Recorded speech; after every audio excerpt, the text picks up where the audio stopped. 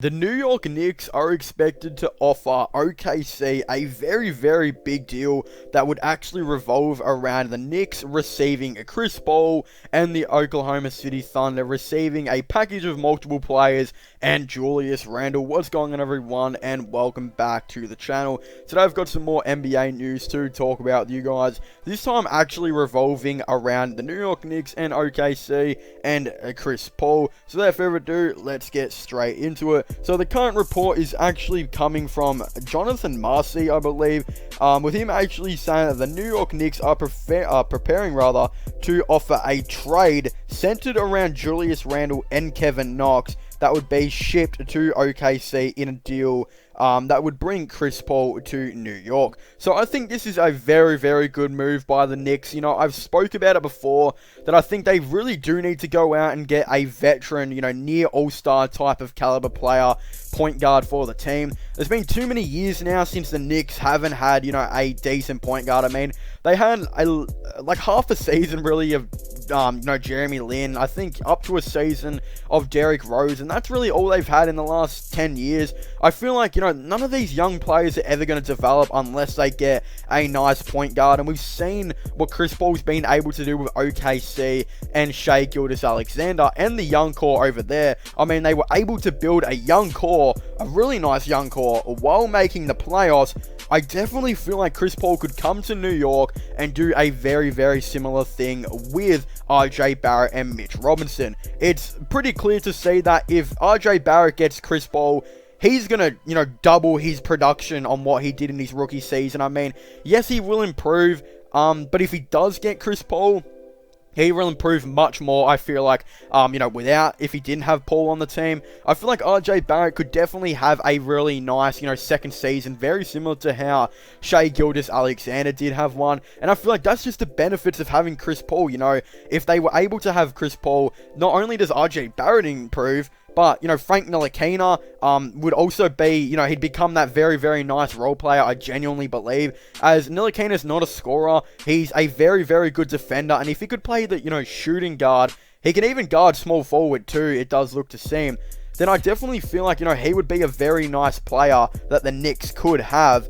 And you also got, Mitch Robinson, who would become a much better player too. He'd finally have, a decent point guard that is an elite level playmaker to catch lobs from, to get open, dunks. It would just be a perfect fit in New York. That's why I definitely feel like they should go out and get Chris Paul. And what I think is really good about this is OKC, this half the Knicks fans rather, half the Knicks fans, torn on, they want to rebuild, while the other Knicks fans just want to make the playoffs. I feel like this is an opportunity to get both done. I mean, if the Knicks can get Chris Paul and maybe Danilo Gallinari and maybe a couple other nice role players here and there as well, I definitely feel like they could make the playoffs being like an 8-seeded team. While, yes, they will be making the playoffs, but they'll also be developing their younger core in players like RJ Barrett, Mitch Robinson, that new pick number 8, Frank Ntilikina, etc. So I think it's a perfect idea for the Knicks. I definitely feel like they should go out and do it. Well, when it revolves around OKC, this is also a perfect trade for them as well. As if they could get, maybe that Dallas pick, Julius Randle and Kevin Knox for Chris Paul, that would be such an ideal situation. Like, if you think about it, Danilo Gallinari, he's most likely going to be leaving. I believe he will sign with the Knicks or the Heat or maybe even the Sixers. I believe those are or maybe even the Trailblazers as well. Those are going to be the teams he's definitely going to be looking to try and sign for. Now, if the Knicks lose him, they obviously don't have anyone at power forward. Automatically, Julius Randle, who's still relatively young, I think he's like 25 or something like that, he already becomes their new starting power forward. And again, I don't really like Julius Randle or rate the way he does play, but I still feel like because he's relatively young, the OKC could still get some nice value out of him here and there, and he could still provide decent minutes and be a nice scorer for their team, and just another player for SGA to pass to. While when it comes to Kevin Knox, it's no secret at this point now that OKC are desperately going to need a small forward. I mean, what they were pretty much doing a lot in the playoffs was running a triple point guard, kind of set really quite a bit. They had Dennis Schroeder at point guard, Chris Paul was kind of guarding that shooting guard position, and SGA was guarding that small forward position. They had all of them on the court at the same time. Well, if they lose Chris Paul, then they don't really have a small forward. I mean, Dennis Schroeder's going to play a lot of minutes at point guard. He'll probably come off, to be that sixth man, which will push SGA to play shooting guard. Then I don't really know who they're going to have, necessarily at small forward. They obviously will lose, I think, a couple of guards this year to free agency, and a couple of guards that there's no real point for them to actually go and, potentially sign back. Well, they've also got players like, Lou Dort, who I feel like fits better guarding that shooting guard position. While, doing this, I think now they would have a very, they'd have a very big open kind of gap now in that forwards position. Obviously, they'll be losing Gallinari. They'll pretty much be losing SGA to a different position because he'll obviously be playing a lot more point guard and shooting guard now. So again, they won't have a small forward and they won't have a power forward. This means Julius Randle can come in and be their new starting power forward at about, 30 minutes per game, I'd say. And Kevin Knox, who is starving for opportunity, especially considering he only played like 17 minutes per game on the New York Knicks, he can now come in and be OKC's new starting small forward for the future on about 30 minutes per game, or maybe 25 minutes per game for the first couple games. Again, it's going to take him a long time to, I think, kind of get back into the rhythm of playing big minute games. So this would just be such an ideal situation for the New York Knicks. I think it makes so much sense for them to do it. Obviously, they get in a veteran point guard who can come develop all their young core while also, contending to potentially make the playoffs. It also gives them, more of an option to go out and sign those elite role players / near all-star caliber players like DeMar DeRozan, Danilo Gallinari, Victor Oladipo, who they've all been interested in. Also gives them another, more opportunity as well to go and sign nice role players like Justin Holiday, etc.